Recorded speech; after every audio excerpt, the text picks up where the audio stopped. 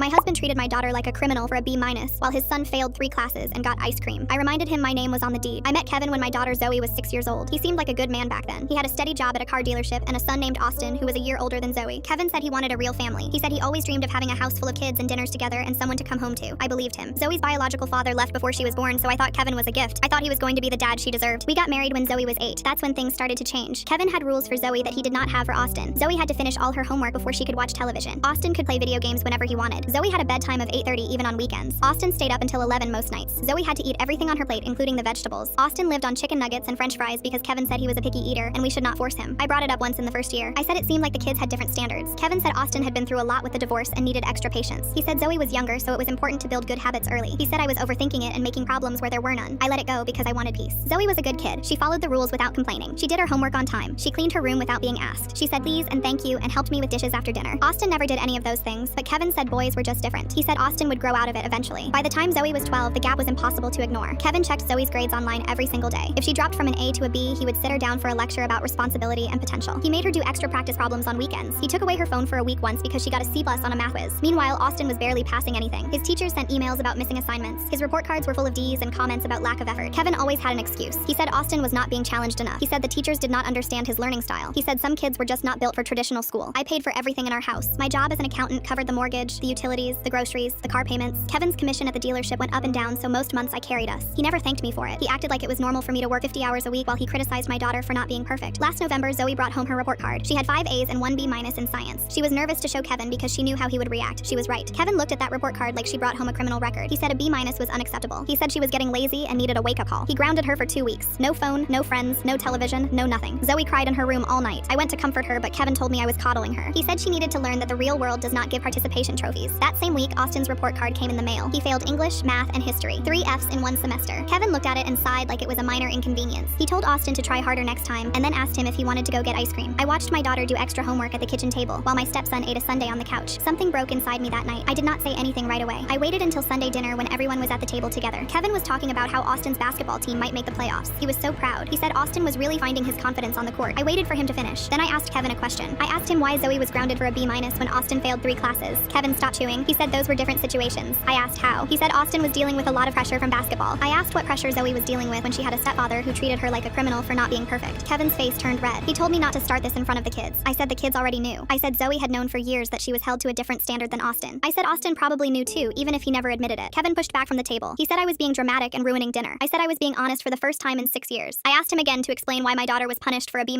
when his son failed 3 classes. He could not answer. He just sat there getting redder and angrier. Full story on channel. Link below.